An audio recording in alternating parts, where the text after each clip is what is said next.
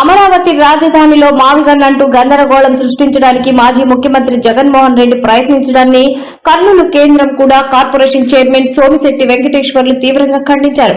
ఎన్నికల్లో ప్రజలు ఓడించినప్పటికీ అసలు సిగ్గు ఇంకా రాలేదా అంటూ నిలదీశారు.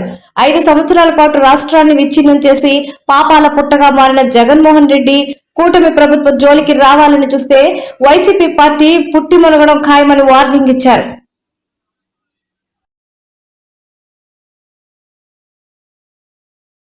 అందరికీ నమస్కారం. తొందరలో మునిగిపోయే పడవ వైఎస్ఆర్ పార్టీ ఇంకా సిగ్గు రాలేదు. ప్రజలు చీకొట్టినా తూ అన్నా ఇంకా మీకు భక్తి సిగ్గు రాలేదు. మీ నాయకుడు మళ్ళా మావి గన్ పీవీ గన్ అంటాడు. ఏందో అది మావి గన్ అంటే కొత్త రకాల పదాలు మార్చి ప్రజలు ఇంకా మోసం చేయాలని కుట్రలు పనిచేయవు.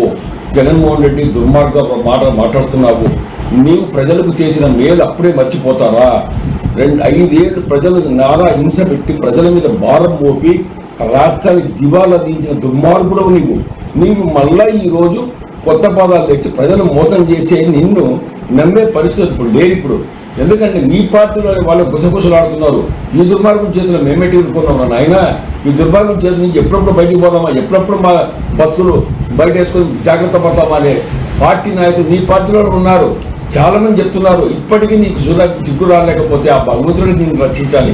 ఎందుకంటే ఏ ఒక్కటి అర్థం చేసుకో, ప్రజలను మోసం చేసే దుర్మార్గుడు ఎప్పుడూ బాగుపడడు.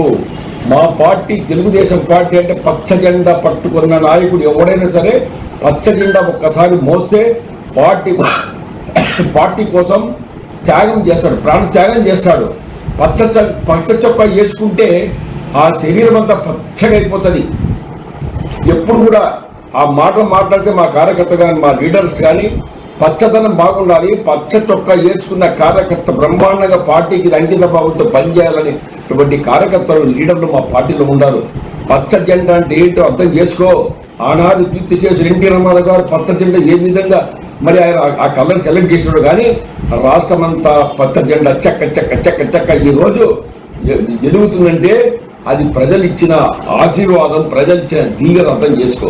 దాన్ని ఈరోజు చంద్రబాబు నాయుడు మంచిగా రాష్ట్రాన్ని ముందుకు తీసుకుపోతుంటే తట్టుకోలేక నీవు అల్లాడిపోతూ కక్కలేక అల్లాడిపోతున్నావు, కుసించిపోతున్నావు. దుర్మార్గుడా, నీ దుర్మార్గానికి ఎన్ని కుతంత్రాలు పన్నినా మోసకారి నీవు.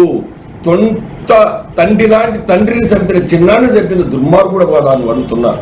చంపిలేదా? ఈ రోజు వరకు ఒక్కరు కూడా ఎవరైతే సాక్షులు ఉన్నారో వాళ్ళు అందరినీ మాయం చేస్తున్నారు.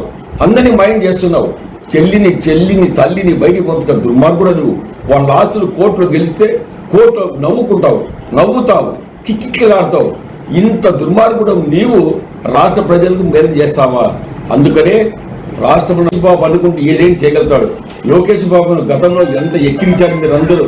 కానీ మా లోకేష్ బాబు వర్కింగ్ ప్రెసిడెంట్గా అయినాడంటే అది నిజంగా కూడా మా అదృష్టం. పచ్చ జెండా ఏమిటో, పచ్చ జెండా స్పీడ్ ఏమిటో, రాబో రోజుల్లో పచ్చ చొక్కా వేసుకున్న లీడర్లు ఏమిటో సత్తా చూపించే సత్తా నాయకుడు మా లోకేష్ బాబు.